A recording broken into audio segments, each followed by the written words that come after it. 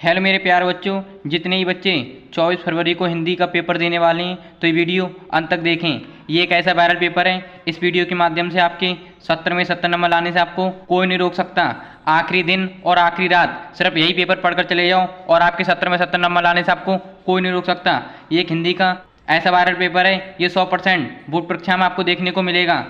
तो समय 3 घंटे 15 मिनट और पूर्णांक 70 नंबर 801 एच ये हिंदी सब्जेक्ट का कोड है। प्यार बच्चों, बस आपको बिल्कुल वीडियो छोड़कर नहीं आना है। मैंने आप लोगों के लिए पूरा पेपर लिख कर बताया है। इस तरीके से पूरे यूट्यूब चैनल पर आपको कोई लिख कर नहीं बताएगा। मैंने देखो गद्यांश भी लिख कर बताया है कि किस तरीके से बोर्ड एग्जाम में जीवन परिचय लिखें, ये भी लिख कर बताया है। और बोर्ड परीक्षा में किस तरीके से प्रार्थना पत्र लिखें, ये भी लिख कर बताया है। सब कुछ लिख कर बताया है, बस आपको वीडियो छोड़कर बिल्कुल नहीं आना है। तो इसके हम सबसे पहले निर्देशांक पढ़ते हैं कि किन किन गलतियों को हम बोर्ड एग्जाम में नहीं करना है। जैसे प्रश्न नंबर 1, यह प्रारंभ के 15 मिनट परीक्षार्थियों को प्रश्न पत्र पढ़ने के लिए निर्धारित हैं। प्यार बच्चों, आप लोगों के लिए 15 मिनट अच्छे तरीके से पेपर पढ़ लेना है। फिर प्रश्न नंबर 2 पे चलते हैं। इसमें सभी प्रश्न अनिवार्य हैं। प्यार बच्चों, आप लोगों के लिए सभी प्रश्न अच्छी तरीके से करना है। प्रश्न नंबर 3, यह प्रश्न पत्र 2 खंडों खंड आ तथा खंड बा में विभाजित है। प्यार बच्चों, ये पेपर है, ये 2 भागों में विभाजित है, खंड आ में और खंड बा में।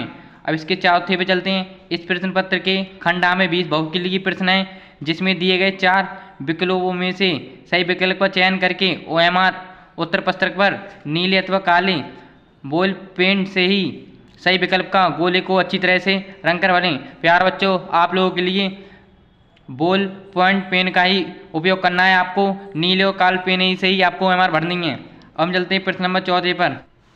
ये आपको अच्छी तरीके से पढ़ लेना है। और प्यार बच्चों, आप लोगों के लिए बिल्कुल बाइंडर का प्रयोग नहीं करना है। तो हम टाइम को मद्देनजर रखते हुए अब हम प्रश्न पर चलते हैं।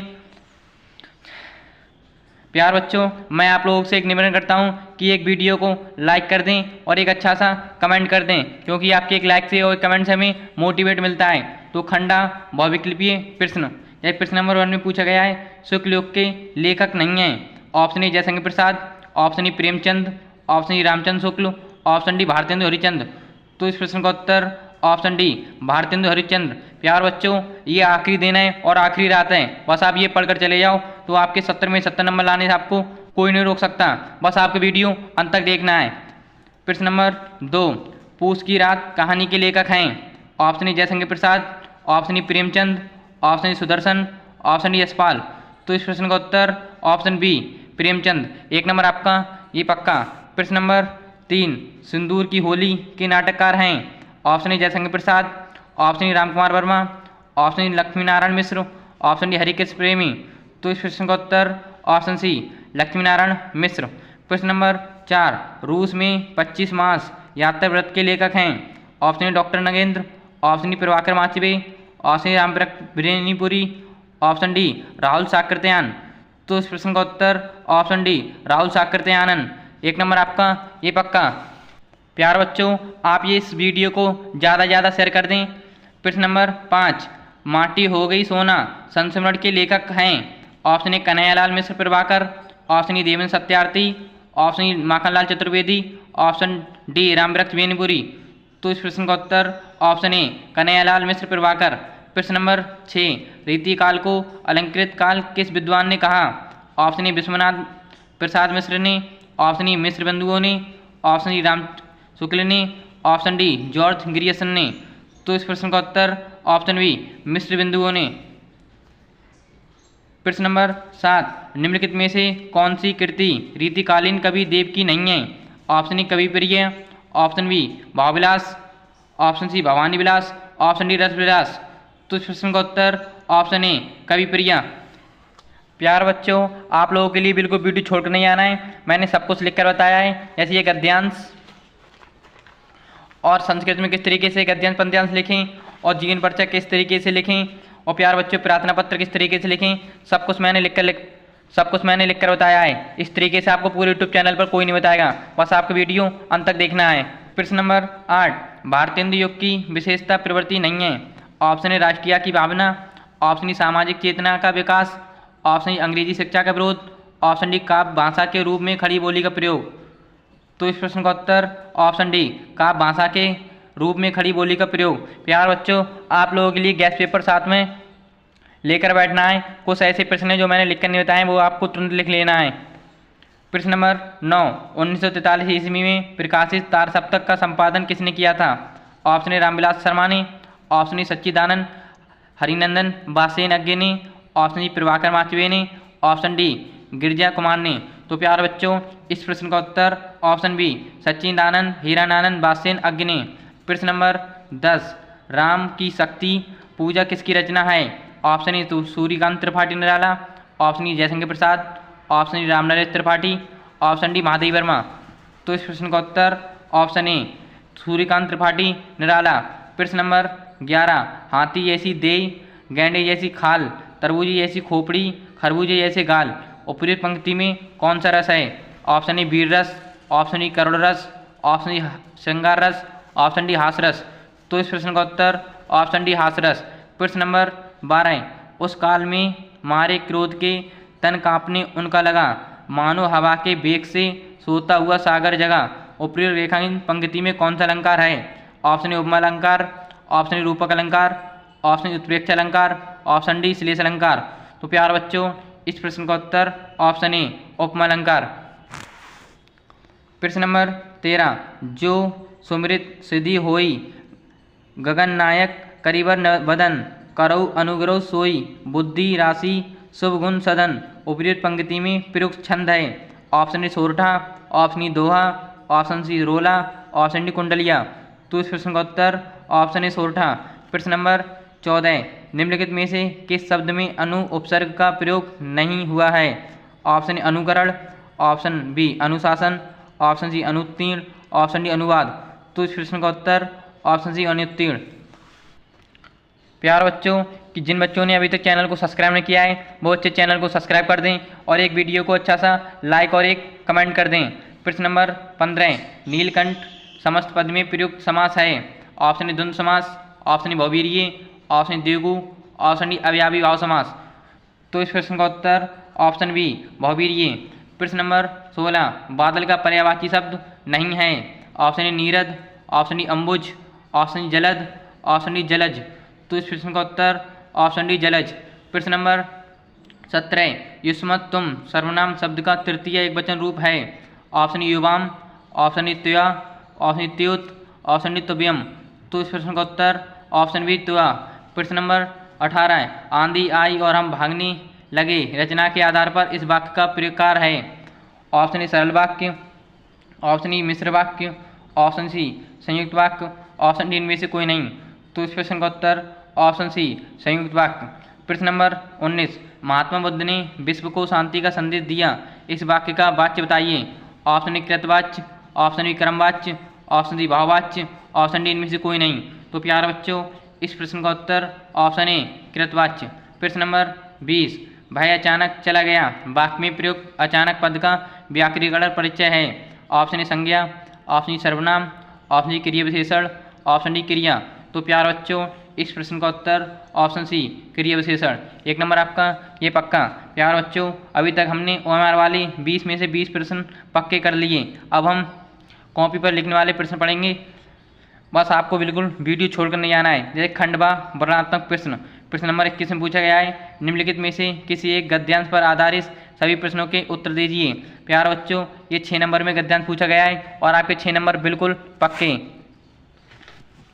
आपको प्यारे बच्चों कुछ नहीं करना है, सबसे पहले स्केल से 2 लाइनें खींच लेनी है, फिर आपको पृष्ठ संख्या इस पेपर में देखकर डाल देनी है। जैसे 21 है, फिर मैंने यहाँ पर 21 डाल देनी है, इसके नीचे आपको अंडरलाइन कर देना है। फिर प्यारे बच्चों, आप ये गद्यांश कर रहे हो, फिर आपको लिखना है गद्यांश। गद्यांश लिखकर आपको लिखना है, यह अच्छी तरीके से पढ़ लेना है। यह कुसंग का ज्वार सबसे भयानक होता है, यह केवल नीति और सद्वृत्ति का ही नाश नहीं करता बल्कि बुद्धि का भी क्षय करता है। किसी युवा पुरुष की संगति यदि बुरी होगी तो वह उसके पैरों में बनी चक्की के समान होगी जो उसे उस दिन अवनति के गड्ढे में गिराती जाएगी, और यदि अच्छी होगी तो सहारा देने वाली बाहु के समान होगी जो उसे निरंतर उन्नति की ओर ले जाएगी। बस आपको इस तरीके से अच्छे तरीके से ये गद्यांश पढ़ लेना है। और इसमें 3 प्रश्न दे रखे हैं और इन तीनों प्रश्नों का उत्तर आपको उसी में देना है। जैसे आपको प्रश्न नंबर 1 डाल देना है, इसमें पूछा गया है उपयुक्त गद्यांश का संदर्भ लिखिए। तो आपको पूरा नहीं लिखना है गद्यांश, आपको कुसंग का ज्वार डड करके उन्नति की ओर ले जाएगी, उन्नति की ओर ले जाएगी। फिर आपको प्रश्न नंबर 1 डाल देना है। उपयुक्त गद्यांश का संदर्भ लिखिए। फिर आपको नीली पेन से लिखना है प्रस्तुत गद्यांश हमारी पाठ्य पुस्तक हिंदी गद्यखंड में संकलित मित्रता, ये आपको ब्लैक पेन से लिख देना है, नामक पाठ से लिया गया है। इसके लेखक आचार्य रामचंद्र शुक्ल हैं, यह भी आपको ब्लैक पेन से लिख देना है। प्यार बच्चों, बस आप एक वीडियो को लाइक कर दो कि जिन बच्चों ने अभी तो वीडियो को लाइक नहीं किया है, और आपने दोस्तों के पास वीडियो ज़्यादा से ज़्यादा शेयर कर दो। हम आपके लिए इतनी मेहनत करते हैं, तो आप वीडियो को ज़्यादा से ज़्यादा शेयर कर दो। अब हम देखेंगे प्रश्न नंबर 2, गद्यांश के रेखांश अंश की व्याख्या कीजिए। फिर आपको प्रश्न नंबर 2 डालकर गद्यांश के रेखांश अंश की व्याख्या कीजिए। फिर आपको लिखना है लेखक कहता है कि बुरे और दुष्ट लोगों की संगति एक भयानक बुखार के समान है। जिस प्रकार बुखार शरीर की सारी शक्ति को नष्ट कर देता है, उसी प्रकार दुष्ट व्यक्ति की संगति में पड़ा व्यक्ति अपनी बुद्धि विवेक सदाचार को खो बैठता है। फिर आपको इस तरीके से व्याख्या कर देना है। फिर प्यारे बच्चों, आपको प्रश्न नंबर 3 में देखना है कुसंग की तुलना किससे की गई है। तो प्यारे बच्चों, अब हम चलते हैं प्रश्न नंबर 22 में। इसमें पूछा गया है निम्नलिखित में से किसी एक पद्यांश पर आधारित सभी प्रश्नों के उत्तर दीजिए। प्यारे बच्चों, ये भी 6 नंबर में पूछा गया है, और आपके 6 नंबर बिल्कुल आसानी से पक्के। जैसे इसमें ये पद्यांश दे रखा है और इसमें 3 प्रश्न दे रखे हैं। इन तीनों प्रश्नों का उत्तर आपको इस पद्यांश में से दे देना है। मैंने आप लोगों से कहा कि अभी आप एक हिंदी का गैस पेपर लेकर बैठो, उसी में ये टिक लगा लो और ये अच्छी तरीके से तैयार कर लेना, और आपको सेम इसी तरह लिखना है।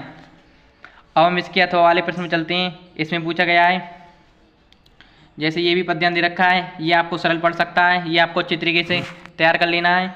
और इसमें 3 प्रश्न दे रखे हैं, इन तीनों प्रश्नों का उत्तर आपको बोर्ड एग्जाम में दे देना है, और आपके 6 नंबर बिल्कुल पक्के। आप अभी जो हिंदी का गैस पेपर लेकर बैठे हो, उसी पर ये टिक लगा लेना।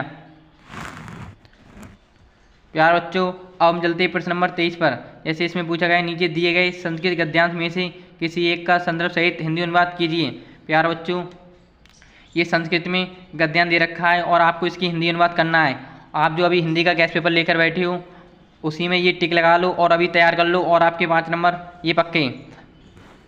सेम आपको अथवा वाला प्रश्न भी करना है, पर आप इन दोनों से जो अच्छा कर सकें वो आपको करना है। वैसे सरल आपको पहला वाला रहेगा। अब हम चलते हैं प्रश्न नंबर 22 पर। प्यारे बच्चों, अब हम चलते हैं प्रश्न नंबर 24 पर। इसमें पूछा गया नीचे दिए गए संस्कृत पद्यांशों में से किसी एक संदर्भ सहित हिंदी अनुवाद कीजिए। प्यारे बच्चों, इसमें भी 2 पद्यांश दे रखे हैं और ये 5 नंबर पूछा जाता है, और आपके 5 नंबर बिल्कुल आसानी से पक्के। आपका ये पद्यांश दे रखा है, और प्यारे बच्चों एक अथवा वाला पद्यांश दे रखा है। इन दोनों से आपका ये बेस्ट रहेगा, ये सरल भी है। आप जो अभी हिंदी का गैस पेपर लेकर बैठे हो, और यदि नहीं बैठे हो तो उस पर टिक लगा लो और अच्छी तरीके तैयार कर लो, और आपके 5 नंबर बिल्कुल पक्के। अब हम चलते हैं प्रश्न नंबर 25 पर। अपने पठित खंड काव्य के आधार पर निम्नलिखित प्रश्नों में से किसी एक प्रश्न का उत्तर दीजिए। प्यारे बच्चों, 3 नंबर में पूछा गया है, और आपके 3 नंबर बिल्कुल आसानी से पक्के। जैसे इसमें इतने सारे प्रश्न दे रखे हैं, इन सभी में से आपको कुछ नहीं एक प्रश्न का उत्तर देना है। ये हर जिले के लिए अलग अलग आता है। मैं आप लोगों के लिए बरेली जिले के लिए बताता हूँ। बरेली जिले के लिए हर साल मेवाड़ मुकुट आता है, तो आपको ये अभी हिंदी के गैस पर टिक लगा लेना और चित्र की तैयार कर लेना, और आपके 3 नंबर और टिक लगा लेना, और आपके 3 नंबर ये पक्के।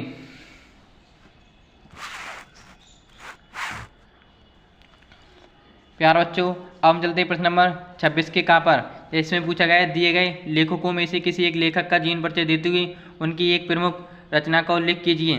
प्यारे बच्चों, ये 5 नंबर में पूछा गया है, और आपके 5 नंबर बिल्कुल आसानी से पक्के।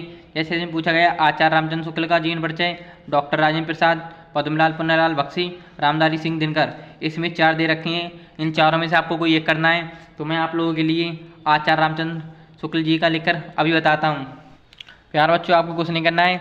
सबसे पहले स्केल से 2 लाइनें खींच लेनी है, फिर आपको प्रस्तुत संख्या इस पेपर में देखकर डाल देनी है 26 का, फिर आपको 26 का डाल देना है। फिर आप जिस लेखक का जीवन परिचय लिखना चाहते हो उसको ऊपर आप नाम डाल देना है, जैसे आचार्य रामचंद्र शुक्ल। फिर आप यहाँ जीवन परिचय डाल देना। फिर आप इधर संचित परिचय जरूर बनाना। इसमें लिखना नाम रामचंद्र शुक्ल, जन्म स्थान 1884 ईस्वी, पिता चंद्रबली, मृत्यु 1941 ईस्वी, रचनाएं चिंतामणि विचार रीति।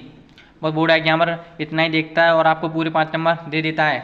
आपने जो इधर महत्वपूर्ण लिखे हैं ये आपको इधर ब्लैक पेन से लिख देना है। जैसे आचार्य रामचंद्र शुक्ल जी का जन्म सन 1884 ईस्वी, ये आपको ब्लैक पेन से लिख देना है। बस्ती में जिले अगुना नामक ग्राम में हुआ था। इनके पिताजी का नाम चंद्रवली शुक्ल, ये आपको ब्लैक पेन से लिख देना है। था। इन्होंने 10वीं की परीक्षा मिशन स्कूल से उत्तीर्ण की थी। गणित में कमज़ोर होने के कारण आगे पढ़ नहीं सके। इन्होंने अनेक कहानियाँ, कविताएं, निबंध आदि की रचना की। इनका निधन सन 1941 ईस्वी, ये आपको ब्लैक पेन से लिख देना है, हुआ था। इनकी प्रमुख रचना लिख देनी है चिंतामणि, विचार भी थी।